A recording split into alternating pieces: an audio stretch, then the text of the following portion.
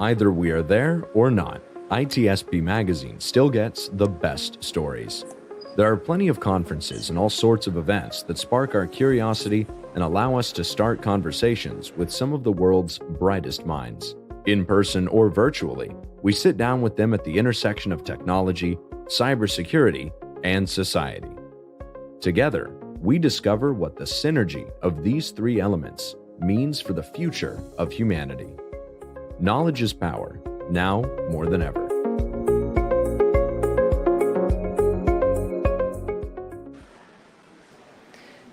And here we are live. It's Black Hat, the tail end of Black Hat, and super thrilled to have Tracy Maleeff on. Thanks, Tracy, for joining us. Many of you probably know her as InfoSec Sherpa. Hi, no, thank you so much for having me. And oh yeah, it is like a bar at 2 a.m. It is, they don't care where you go, but you can't stay here. It is right. Clearing out. It is clearing out. Yep. Nice. And hopefully a good experience at the bar, new friends. And yes, so I won't take that analogy too far, but a good week for you? Yeah, so far I committed myself, or I should say overcommitted myself to speaking 6 times this week. 6. Wow. So Can I you had list 2. them? Sure. Well, I spoke twice on Wednesday. That was yesterday. Time has no meaning or consequence here right. in Las Vegas, especially during Hacker Summer Camp. For B-Sides Las Vegas, Wednesday morning, I gave a talk called Long Overdue, How to Improve InfoSec Through Library Science. That was in the ground truth track, and I thought that went well. That was, in my mind, like my headliner talk, my big talk of the week. Later that afternoon, I was on a panel about hiring in cybersecurity for the Diana Initiative. And that's one of my favorite conferences. I love that one. And then my 4 left. I have tomorrow, which is Friday, in Recon Village. They're all DEF CON Village talks. So Recon Village, I'm speaking at noon. And the title of that talk is Not All Who Wander Are Lost, Using OSINT for a More Fulfilling Travel Experience. Because once upon a time, I was a travel agent. So I'm going to be sharing some stories, and just between my own wanderlust travel industry experience and my OSINT skills, just kind of sharing ways that you can, improve travel or just enjoying travel from your home. Since, some people are still reluctant to travel because of the state of the world, which is fine. But there's so many ways you can still enjoy the world through OSINT from home or in person. I'm also speaking at the Blue Team Village. And then on Saturday, I'm speaking twice at the Girls Hack Village, which is brought to you by the Black Girls Hack Group. My main talk is basically sort of an OSINT news organization, or I should say organization of news. Basically how to stay afloat in a tsunami of security information. And then later I'm doing a panel as well about diversity in cybersecurity, which is something I'm passionate about as an advocate for. So then I'm going to the Centurion Club and going home after that. There you go. Back to grab a comfy seat and a drink to wrap it all up.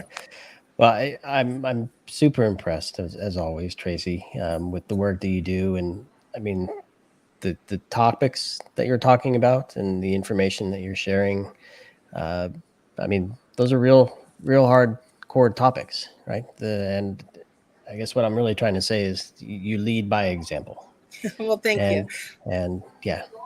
I do get concerned that people are going to get tired of hearing me talk about library science, so I don't want to overstay my welcome. But I feel like this new angle that I'm presenting of using things like the 5 laws of library science and correlating them to information security is really helpful.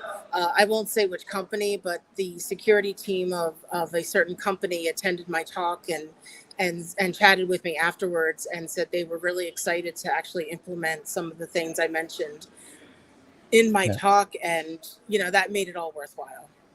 And that's the thing. I mean, obviously we've spoken with you about this, that topic in particular, and unfortunately, not everybody gets to hear it, right? So, and there are new people that join the industry all the time, and perhaps hearing it a second or third time, and or presented in a different way, in a different context, with a different mindset, you might even take things a way that you didn't previously when you hear it. So I say keep going.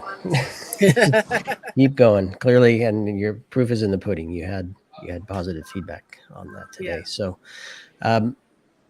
what about the rest of, so I don't know if you had time to think outside of what you had to present and being quote unquote on during those times, but anything else strike you as interesting from the Black Hat perspective? Sure. Unfortunately, because of my busy schedule, I only was able to make it to Black Hat this afternoon.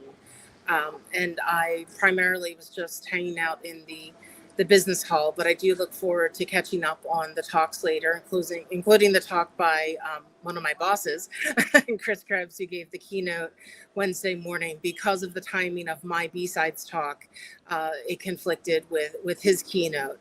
But because I am an employee of the Krebs Damos Group, we as a firm did get a little bit of a sneak peek of some of his talk, and what he ended with, people going forward, what he wanted people to go forward with, the takeaways, is what he shared with us. So I really hope that talk resonated with people. And the quote of his that I kept seeing the most on Twitter was, life is too short to work for a-holes. And Yes. I have to imagine that went over well with this crowd. But no, it's true. And enjoying what you do, which I do with the Krebs Damos group is great. So I just think that Chris was a great person to give that keynote, because he can really reflect on the past few years, and his talk was about Black Hat at 25, where do we go from here.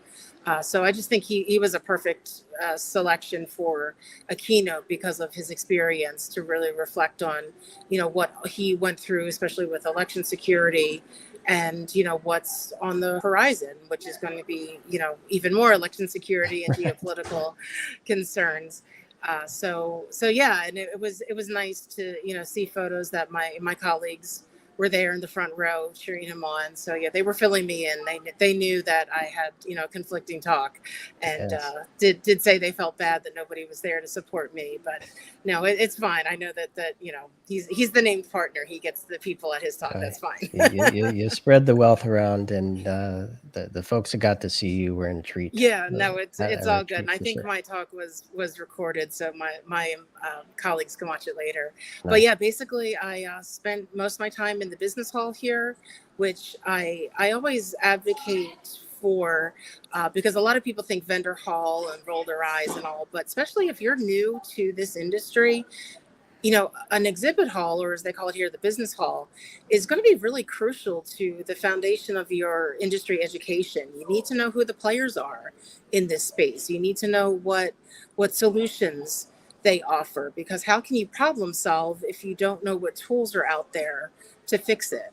So I really stress the importance of going to the vendor halls, talking to the folks, seeing the demonstrations, yes, and you get some T-shirts and popcorn along the way, for free. And But coffee and pastries, I hear, as well, were a big hit. yeah, there was there was a candy booth. There was all kinds of cool stuff.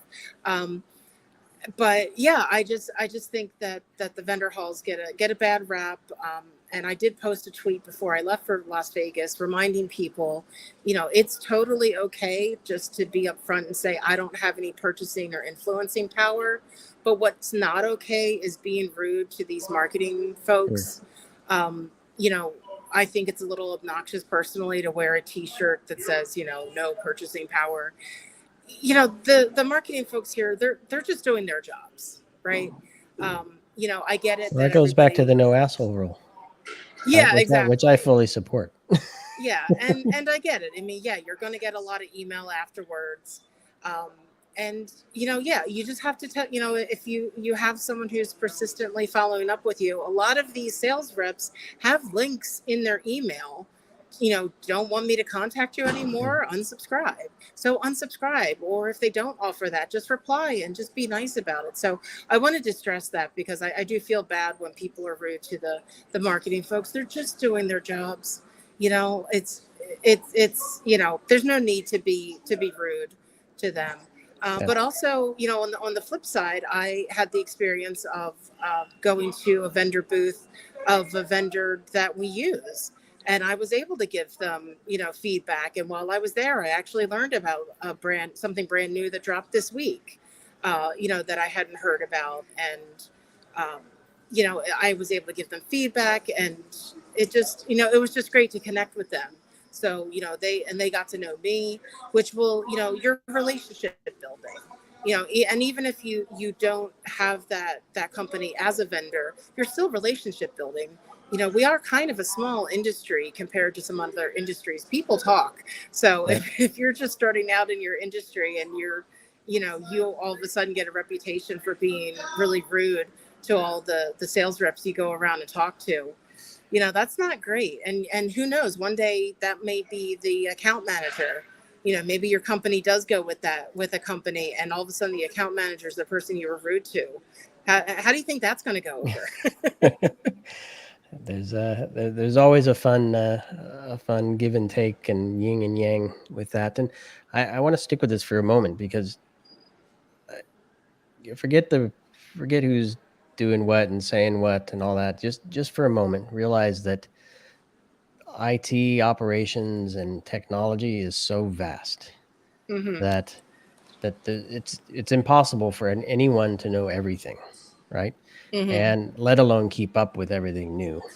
And I think what the vendor hall provides, from my perspective, is, and if you can cut through the marketing stuff, a sense of where perhaps the next big risks might lie, right? If there's a hardware security vendor there, they probably have some insight that may not be high on your list now, but if they're investing in researching it, then perhaps you at least better understand what the risk is, so you can either mitigate it or control it in some other way. And get on their newsletters. And I think every email system has some sort of forwarding system. So set up a folder for that vendor or all vendors, and then go to it on demand when you want to. So it's not the worst thing in the world that you get on a mailing list, for a vendor, because you might learn something new. They might be doing research,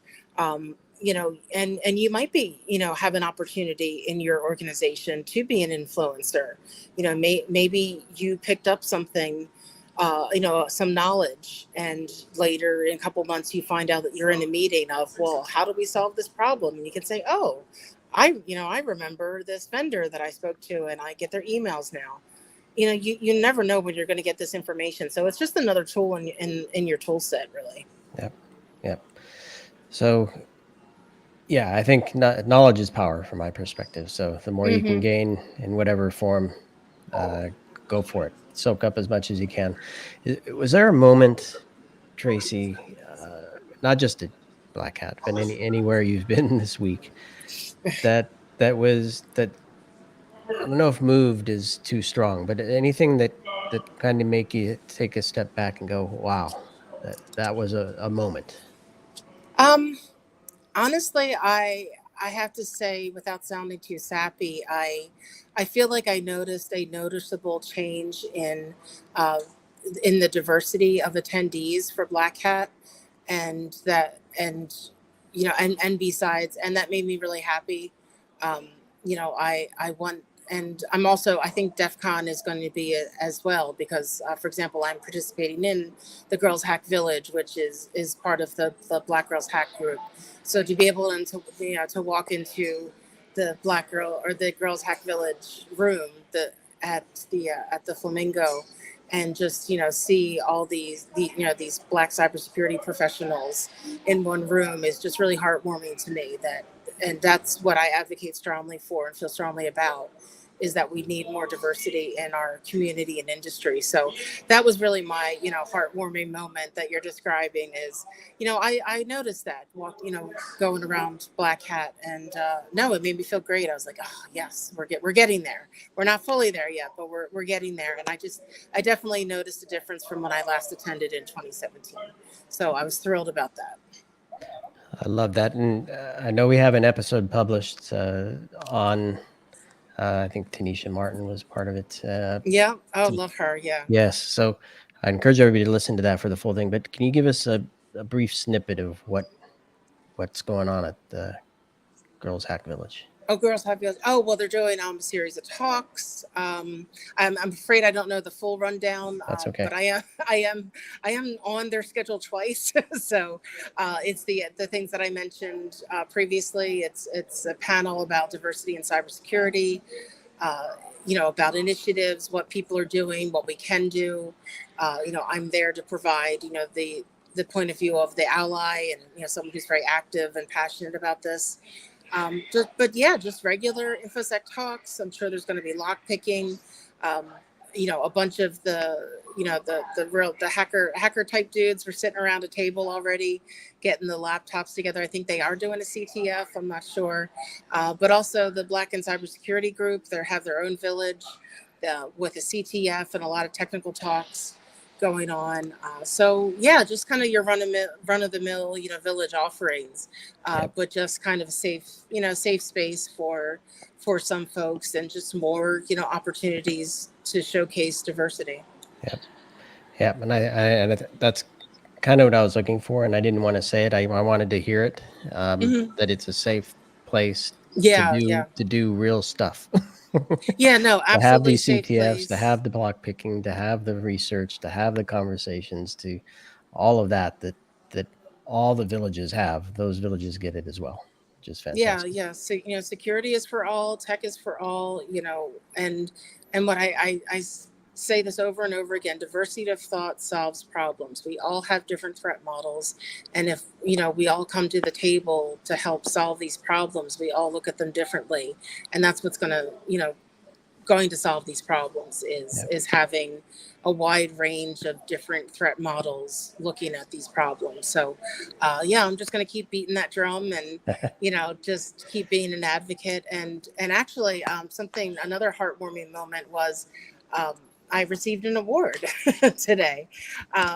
Someone from the Cybersecurity Experts Association of Nigeria came here from the UK and brought with him, bless him, a physical award. I actually tweeted it earlier. It was an award of appreciation, recognition for speaking at their events and the advocacy I do for them. So that was very heartwarming. And we took a photo and everything. And so I'm thrilled to have this award, and I can't wait to get it home and put it on my shelf behind me. Nice. And so this was just a magical moment when I realized that I was going to be able to meet him in person here, and then to find out that he had an award for me. That was amazing. So this was great. Well deserved, Tracy. Well deserved. Thank you. As we wrap here, maybe a final thought from you. Is there something that kind of gives you hope for the future? Was there a direction of a talk? Could be operational, technical, human elements, I don't know, government policy, anything stand out to you? Well, I think just what makes me hopeful is just that there are so many professionals willing to spend their time and energy speaking about this. That's what's really heartwarming is, because you have a lot of people now, obviously some speakers are more motivated than others because maybe their company makes a product that solves a problem. But I'm putting that aside because that's different. I'm talking about, the individuals who are just passionate, like Alan Friedman is always talking about, ITSPmagazine all the time to anyone, and anywhere, and, looks amazing wearing his shiny jacket as he does it, and his fabulous hair. It's just that dedication to see so many passionate professionals willing to share knowledge and really be hopeful for the future, I think is the biggest takeaway from this is that, you know, there are caring and passionate professionals who want to make things better. And, you know, we just, you know, we go further together. So we just need more people to step up and speak and share their knowledge and be as passionate and caring as the, you know, the people have come before us. Yep. Cheers to that, Tracy. Cheers to that. Well, listen, I'm gonna close it here. I'm gonna thank you for being persistent and finding us for this conversation. I'm glad we were able to make it happen. And best to you, to Chris, Alex, the rest of the crew there on your team. And I'll have to look at it. I think I saw a post that has a link to your blog that has all your talks. And if you have four more to go, I'm going to include that in the show notes for everybody for this episode. Okay, thank you. They can track you down, say hello, listen to you, participate, and be part of all the fun at what's now DEF CON as it transitions over. So. Yes, we have the DEF CON moon rising over here. So thank you so much for having me. And I hope this was helpful. And yes, I do have a Linktree account, which is on my Twitter. InfoSec Sherpa is the easiest way to get a hold of me. And you'll see my Linktree there where I post my talks, and I'll be updating it after I get back from Vegas with my newest talks. Nice. Well, fantastic work, Tracy. Thanks again. Have a good evening.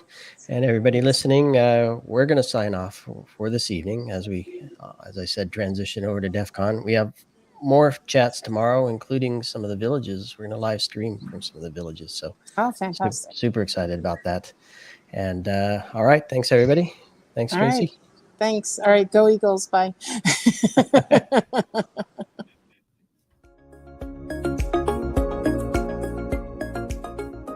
We hope you enjoyed this episode of our on-location conversation.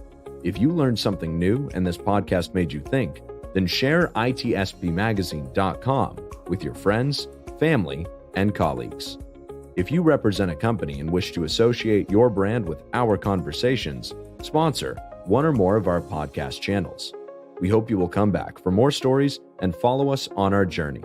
You can always find us at the intersection of technology, cybersecurity, and society.